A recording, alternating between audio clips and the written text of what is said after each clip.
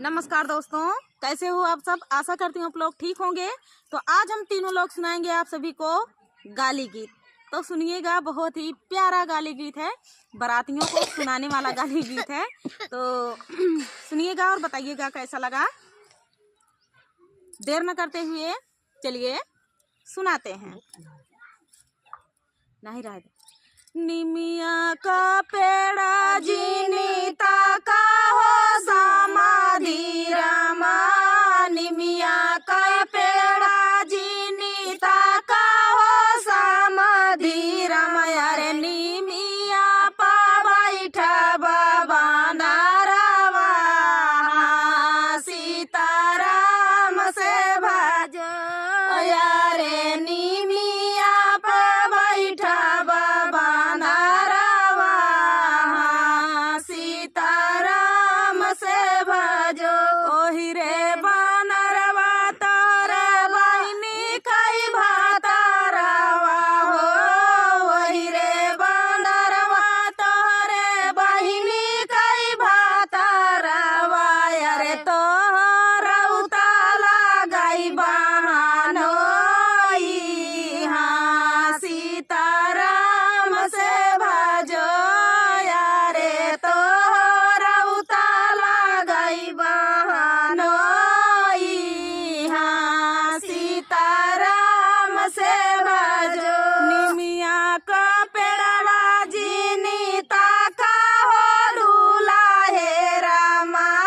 निमिया का ही पेड़वा जीनीता का हो दूला हे रामा। यार निमिया पा बैठा बाबा दारावा, सीताराम से भाजो।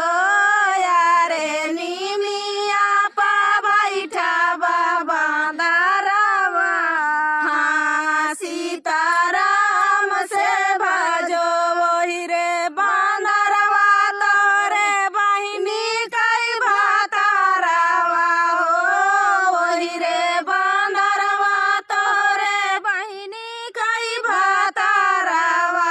अरे तोरा उताला गई बहानो, सीताराम से भाजो। यारे तोरा उताला गई बहानो,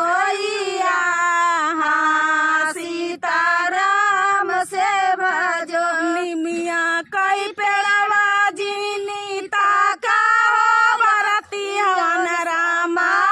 निमिया कई पेड़वा जीनीता का हो बरती हवन। अरे निमिया पा बैठा बाबा नारावा, सीताराम से भाजो। यारे निमिया पा बैठा बाबा नारावा, सीताराम से भाजो। वही रे बांदरवा तोरे बहिनी कई भातारावा हो। वही रे बांदरवा तोरे बहिनी कई भातारावा। अरे तोरा उताला गई बहानो, सीताराम से भाजो। यारे तोरा उताला गई बहानो, सीताराम से भाजो। निमिया कई पेड़वा जीनीता का हो या गुआ रामा। निमिया कई पेड़वा जीनीता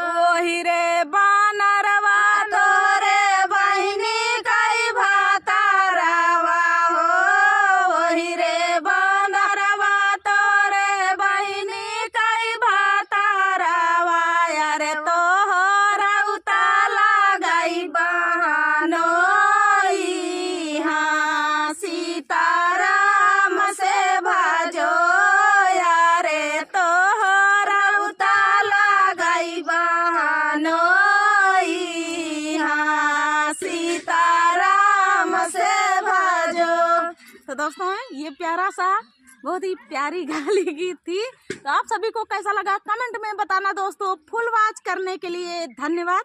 तो इसी तरह और भी चटाकेदार गाली गीत हैं हमारे वीडियो में, हमारे चैनल पे पड़े हुए हैं, आप लोग जाके देख सकते हैं, सुन सकते हैं।